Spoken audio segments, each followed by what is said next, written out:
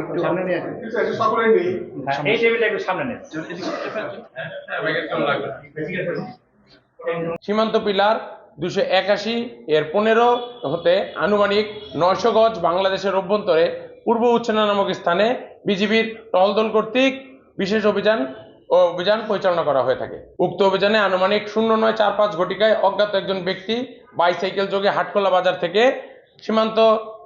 সীমান্তবর্তী এলাকা পূর্ব উচ্ছেনা মাঠের দিকে গমন করতে থাকে। পরবর্তীতে গোয়েন্দা তথ্যের বর্ণনা মোতাবেক উক্ত ব্যক্তি টহলদলের নিকটবর্তী হলে টহলদল তাকে জিজ্ঞাসাবাদ ও তল্লাশি করে বাইসাইকেলের নিচে সিটের নিচে রডের ভিতরে খাকি রঙের একটি কষ্টেপে মোড়ানো বস্তু উদ্ঘাটিত করে। উক্ত বস্তুটি স্থানীয় গণ্যমান্য ব্যক্তিবর্গের উপস্থিতিতে খুলে দেখা যায় তার ভিতরে 5টি স্বর্ণের বার রয়েছে।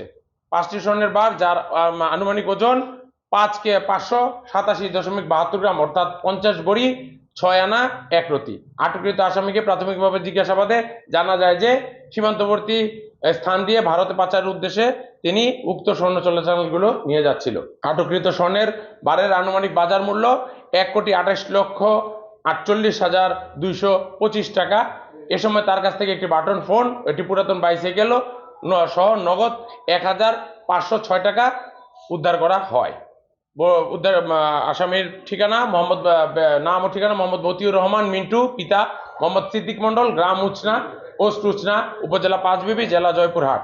আটককৃত সিজারের সর্বমোট মূল্য 1,28,54,956 টাকা। বিজিবি কর্তৃক সীমান্ত এলাকায় চোরাচালান, মাদকদ্রব্য, মানব পাচার এবং অবৈধ অনুপ্রবেশ রোধকল্পে সর্বোচ্চ সতর্কতায় রয়েছে।